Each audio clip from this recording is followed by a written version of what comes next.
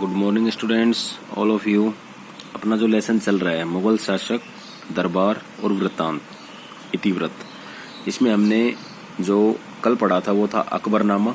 ठीक है, अकबरनामा की विषय वस्तु और अकबरनामा किसने लिखा था, क्योंकि दो मुख्य इतिवृत्त हैं, अकबरनामा और बादशाहनामा। इन्हीं का विवरण अपने इस लेसन में है। अब आता है बादशाहनामा। बादशाहनामा किसके लिए है, किसके बारे में लिखा गया है, किसने लिखा है, ठीक है, इसकी क्या विशेषताएं थी और क्या विशेष चीजें हैं जो इस बादशाहनामा में आई है, वो अपन इस लेसन में पढ़ेंगे। बादशाहनामा शाहजहां के शासनकाल का इतिवृत्त है। यानी जो बादशाहनामा है, ये बादशाह किनको उपाधि मिली थी? शाहजहां को। बादशाह की जो उपाधि मिली थी वो शाहजहां को मिली थी। और जो शाहजहां का जो शासनकाल है, कब से कब तक इन्होंने शासन किया, कैसा शासन किया, कौन से युद्ध जीते, इनके साथ क्या घटनाएं घटित हुई, वो सारी चीजें इस बादशाहनामा में है। इसका लेखक अब्दुल हमीद लाहौरी था। ये लाहौर के थे, नाम से ही पता चल रहा है लाहौरी। तो जो अकबरनामा था उसका कौन था लेखक? अबुल फजल। नाम के अंदर देखो दोनों के नाम सेम सेम है, तो आप कंफ्यूज मत होना। अकबरनामा का जो लेखक था वो था अबुल फजल। बादशाहनामा का जो लेखक है वो है अब्दुल हमीद लाहौरी। ये कौन थे? वह अबुल फजल का शिष्य था। ये जो लेखक है, ठीक है, ये इसका शिष्य था। किनका? जिसने अकबरनामा लिखा था अबुल फजल ने, उनका शिष्य था अब्दुल हमीद लाहौरी, और उन्होंने ही बादशाहनामा लिखा है। ये दोनों 2-3 लाइन है, इनमें सभी में क्वेश्चन बन रहा है, छोटा क्वेश्चन। अब आगे है, शाहजहां ने उसकी योग्यता व लेखन प्रतिभा के बारे में दरबारियों से कई बार सुना था। यानी ये जो किसके बारे में? अब्दुल हमीद लाहौरी के बारे में ये बताया गया है कि इनमें एक विशेष योग्यता थी। क्या योग्यता थी? इनकी लेखन प्रतिभा, इनके हैंडराइटिंग, ठीक है, लेखन की जो कलाएं हैं वो, और इसकी जो विशेष जो लिखने का जो स्टाइल था उसके बारे में जो बहुत सारे दरबारी हैं, कोई भी राजा होता है उसके दरबारी होते हैं, ठीक है, सेवक होते हैं, वो इनको बताते थे। किनको बताते थे? शाहजहां को। इसलिए उसने लाहौरी को दरबार में आमंत्रित किया तथा अकबरनामा की तर्ज पर अपने काल का इतिवृत्त लिखने का आदेश दिया। किसने दिया? बादशाह यानी शाहजहां ने अब्दुल हमीद लाहौरी को अपने दरबार में बुलाया। क्यों बुलाया? जब इसकी प्रशंसा सुनी। किनसे? दरबारियों से। और उनको क्या कहा? भी जैसे अकबरनामा आपके गुरु ने बनाया है, अबुल फजल ने बनाया है, उसी के आधार पर मेरा भी एक आप इतिवृत्त। इतिवृत्त किनको कहते हैं? इतिवृत्त कहते हैं जो उनके इतिहास के बारे में जो किताबें या उपन्यास जो लिखे गए हैं, ठीक है, वो हैं ये। अब बादशाहनामा को भी लाहौरी ने 3 खंडों में विभाजित किया। अकबरनामा भी 3 खंड में था, ठीक है, खंड का मतलब होता है भाग, 3 पार्ट थे इसके। और बादशाहनामा भी लाहौरी ने अपने गुरु की तरह ही 3 खंड में विभाजित कर दिया। प्रत्येक खंड में शाहजहां के शासनकाल के 10 वर्षों चंद्रमा पर आधारित का वर्णन है। पहले 2 खंडों को लेखक ने स्वयं लिखा। लेखक का मतलब है अब्दुल हमीद लाहौरी, ठीक है, लेखक का मतलब यहाँ अब्दुल हमीद लाहौरी से, जिसके 3 खंड थे। पहले जो 2 खंड थे, 2 भाग थे, वो लिखे थे इन्होंने अब्दुल हमीद लाहौरी ने ही, तथा इसमें हल्का फुल्का संशोधन कर शाहजहां के वजीर सादुल्ला खान ने पूरा किया। ठीक है, इसमें थोड़ा बहुत चेंजमेंट करना था, वो इनका वजीर था, कौन था? सादुल्ला खान, उसने इसको कंप्लीट किया। अब है, बादशाहनामा में शुरू में ही स्पष्ट किया गया है कि वह अकबर के शासनकाल का वृत्तांत नहीं लिख रहा, क्योंकि उसके शिक्षक अबुल फजल ने इसे पूरा किया है। यानी जो ये जो हमीद लाहौरी था, इसने जब बादशाहनामा लिखना स्टार्ट किया, तो कोई भी अपन उपन्यास, इतिवृत्त, किताब कुछ भी लिखते हैं तो थोड़ा उसकी पृष्ठभूमि के बारे में अपन लिखते हैं। तो इसकी पृष्ठभूमि में लिखने के लिए जो अब्दुल हमीद लाहौरी थे, इन्होंने स्पष्ट कर दिया कि भाई हम अकबर का जो शासनकाल था उसके बारे में हम ज्यादा कुछ नहीं लिखेंगे। क्यों नहीं लिखेंगे? क्योंकि उनका जो सारा रिकॉर्ड है वो पहले के जो और शासक हुए थे उनके उपन्यासों में आधारित है, तो इसलिए लिखने का कोई उसका तुक नहीं बन रहा था। जहांगीर के काल का वर्णन भी नहीं दिया। जो शाहजहां थे उसने जहांगीर के जो समय था, जो विवरण था, उसका भी नहीं दिया। क्यों नहीं दिया? क्योंकि तुझ के जहांगीरी पर इस पर प्रकाश डालती है। जो एक पुस्तक थी तुझ के जहांगीरी, वो इनके काल पे प्रकाश डाल रही थी, मतलब उसके बारे में सारा कुछ बता दिया गया था, तो बार बार उनको दोहराने से कोई फायदा नहीं है, इसलिए इन्होंने नहीं लिखा।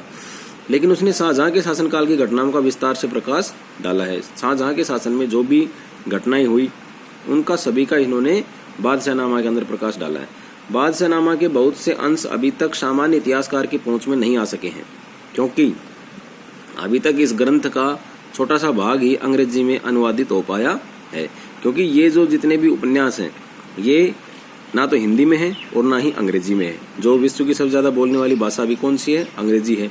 तो इनका अनुवाद ही नहीं हो पाया, क्योंकि ये या तो उर्दू में है या फारसी में है, अरबी में है, इनमें लिखे गए हैं।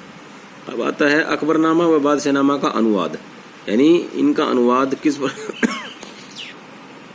अब इनका जो अनुवाद है वो कैसे हुआ, क्यों हुआ, किस कारण करवाया, किसने करवाया, इसके बारे में इसमें उल्लेख है। देखिए, इससे पहले थोड़ा बताएंगे। जो अंग्रेज हैं, ठीक है, अंग्रेजों का शासन स्थापित हो गया था। कैसे हुआ था? मुगलों के शासन के बाद भारत में क्षेत्रीय शक्तियों का उत्थान हुआ, यानी जब मुगलों का जब आखिरी शासन जब इनका खत्म हो गया, ठीक है, तो जो क्षेत्रीय जो शक्तियां थी, छोटे छोटे जो रियासतें थी, वो एकदम बढ़ गई, क्योंकि वो डरते नहीं थे इनसे, इनकी जो प्रभाव था वो खत्म हो गया था। तो अंग्रेजों ने शासन स्थापित हो गया था, अंग्रेजों का शासन स्थापित हो गया था, क्योंकि सभी अंग्रेज यहाँ व्यापारी बनकर आए थे। और ये भी है कि अंग्रेजों को भारत में जो लाने वाला है वो कौन था? जहांगीर था। जहांगीर के शासनकाल में ही इन्होंने रिक्वेस्ट की थी कि भाई हम यहाँ आ जाएं व्यापारी बनकर। बाद में जब इनको पता चला, इनकी कमजोरियों के बारे में पता चला, तो इनके पास आधुनिक हथियार थे और ये इन्होंने क्या किया कि इन सभी को धन बल के आधार के ऊपर अपने यहाँ पे क्या बना लिया, इनको छोटे छोटे पद दे दिए थे राजाओं को, और इन्होंने अपना शासन स्थापित कर लिया था। तो अंग्रेजों द्वारा भारत में शासन स्थापित करने के बाद इस बात का प्रयास किया गया कि वे अपने शासनकाल को दीर्घकालिक बना सकें। अब देखो, कोई भी जो शासक है वो अपने शासन को लंबा से लंबा खींचना चाहता था। पहले मुगलों ने किया, उसके बाद जब अंग्रेजों ने उनको जैसे तैसे करके उनको हटा दिया, तो फिर उन्होंने अपने शासन को भी हमारा शासन लंबे समय तक चले, तो इसके लिए उन्होंने क्या किया, इसलिए उसने भारत के इतिहास व संस्कृति को समझने के लिए 1784 ईस्वी में एशियाटिक सोसाइटी की स्थापना की। एक सोसाइटी बनाई उन्होंने, एक संस्था का गठन किया 1784 ईस्वी में, जिसका नाम क्या था? एशियाटिक सोसाइटी, यानी एशिया से संबंधित सोसाइटियां। इस संस्था में मुगल काल की विभिन्न पांडुलिपियों को संग्रहित किया गया, यानी मुगल काल में जो जो पांडुलिपियां लिखी गई थी उन सबको इकट्ठा कर लिया इन्होंने। और इसके बाद सोसाइटी ने पांडुलिपियों का संपादन, प्रकाशन व अनुवाद कार्य शुरू किया, यानी जितनी भी अलग अलग भाषाओं में थी तो इनका अनुवाद कार्य वो करना चाह रहे थे। कौन करना चाह रहे थे? अंग्रेज। अकबरनामा व बादशाहनामा पर भी संस्था की नजर पड़ी। संस्था कौन सी थी? ये संस्था थी एशियाटिक सोसाइटी। जो संस्था 1784 में जो गठित की गई थी, उनकी नजर कहाँ पड़ी? अकबरनामा और बादशाहनामा, जो दो बड़े इतिवृत्त थे, इन पर पड़ी। अकबरनामा के अनुवाद का कार्य बंगाल सिविल सर्विसेज के अधिकारी हेनरी बेवरीज ने अपने हाथ में लिया। अभी क्वेश्चन बनता है कि अकबरनामा का अनुवाद अंग्रेजी शासन के किस अधिकारी ने किया? तो बंगाल सिविल सर्विसेज के अधिकारी थे हेनरी बेवरीज, उन्होंने किया। उसने कड़ी मेहनत के बाद इस पुस्तक का अनुवाद किया। उनकी पत्नी ने इस समय बाबरनामा का अनुवाद किया। अब ये देखो, 2 प्रश्न बन रहे इसमें। हेनरी बेवरीज ने किया अकबरनामा का, जो इनकी पत्नी है उसने किया बाबरनामा का अनुवाद। अब अनुवाद तभी किया जब इनको दोनों भाषाओं का ज्ञान था। किसका? उर्दू का भी और अंग्रेजी का भी।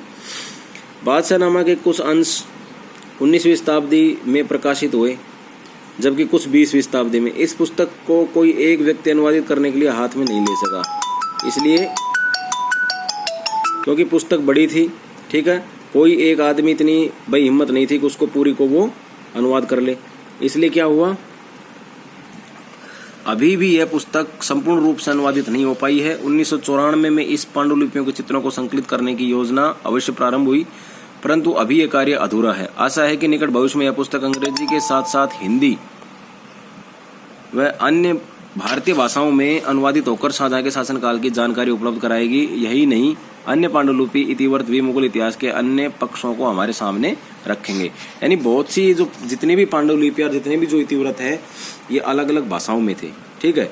तो भारत में ज्यादातर जो बोलने वाली भाषाएं हैं वो क्या है? या तो हिंदी है, ठीक है, दक्षिण के जो राज्य हैं साउथ में, वहाँ पे इंग्लिश बोली जाती है, और कई जगह जैसे पंजाबी है ना। तो क्षेत्रीय भाषाओं के साथ साथ हिंदी में जब इन भाषाओं का जो अनुवाद, क्योंकि इनके इतिवृत्त हैं ये काफी बड़े हैं, अंग्रेजों ने किया था तो थोड़ा बहुत काम इनका किया था, काफी इनका बचा हुआ है।